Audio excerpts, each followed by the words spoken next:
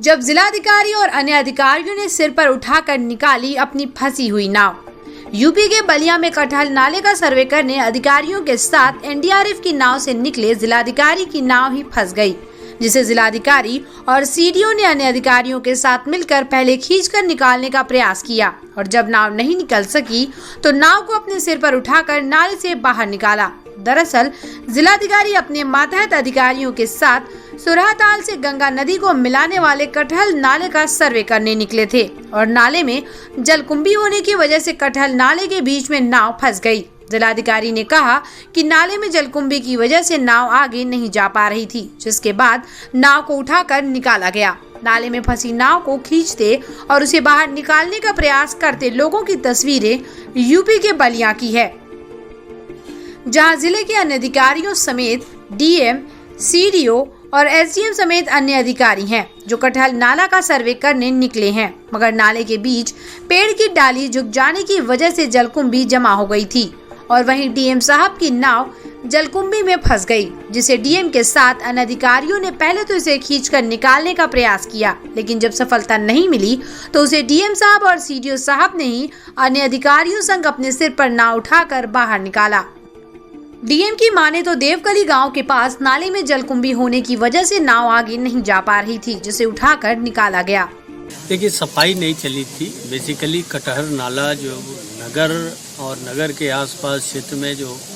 जल भराव की समस्या है, हर साल रहती है, हर मानसून सीजन में, उस समस्या का निदान कटहल नाला है और जो निदान है उसकी क्या स्थिति है, कितना इंक्रोचमेंट है, कहाँ कहाँ बाधा है उसमें, और कैसे इसको निदान के लिए उपयोग में लाया जा सकता है, इसका अस्तित्व प्राकृतिक रूप से बचाए रखते हुए, इसी के दृष्टि से ये सर्वे आज का किया गया था। ये सर्वे था, सफाई नहीं थी। और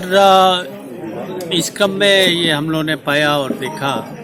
कि बहुत सारे जो क्षेत्र हैं, जो गांव के इलाके हैं, उनसे कहीं कनेक्टिविटी अगर देखा जा सके, वो शायद नाले के भीतर से ज़्यादा बढ़िया से देखा जा सकता था,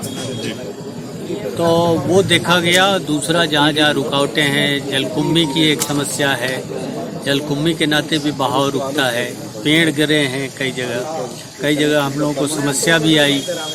जलकुंभी के नाते, पेड़ के नाते, तो फिर नाव उठवा करके और फिर आगे लाना पड़ा। तो ऐसे करके देखा था हम लोगों ने। दूसरा एक चीज़ जो प्रकाश में आया वो ये है कि कटहल नाले का जो है हम लोग और इसको संरक्षित रखते हुए, इसका प्राकृतिक स्वरूप बनाए रखते हुए न केवल समस्या का निदान कर सकते हैं, बल्कि टूरिज्म के हिसाब से सुरहाताल को गंगा नदी से जोड़ने वाला एक जो है साधन जल मार्ग है, तो उसको टूरिज्म के हिसाब से भी हम डेवलप कर सकते हैं कि बोटिंग के माध्यम से कुछ दोनों किनारों पर अगर पगडंडी बन जाए तो एक इको टूरिज्म टाइप किया जा सकता है। ये भी एक विचार आया दिमाग में और उस बारे में हम लोग प्रयास करेंगे, कहाँ तक सफलता मिलती है। सर, आपकी बोट कहाँ फंस गई और क्यों फंस गई, कैसे फंसी थी? देवकली। हाँ, एक देवकली में एक पेड़ झुका हुआ है जो नदी में लगभग गिरा नहीं है बट झुका है। उसके नाते जो पीछे सुरहाताल से जो जलकुंभी आ रही है, वो जलकुंभी आ करके पूरी तरह से यहाँ लगभग 50-60 मीटर रोक दिया था उसने, और पेड़ के मिक्सअप होने के नाते नाव उधर से नहीं जा सकती थी। पहले प्रयास किया गया था कि जलकुंभी हटा करके और पेड़ और काट के किया जाए, बट नहीं हो पाया। तो फिर गांव वालों और हम लोगों के सहयोग से होकर नाव उठा करके फिर आगे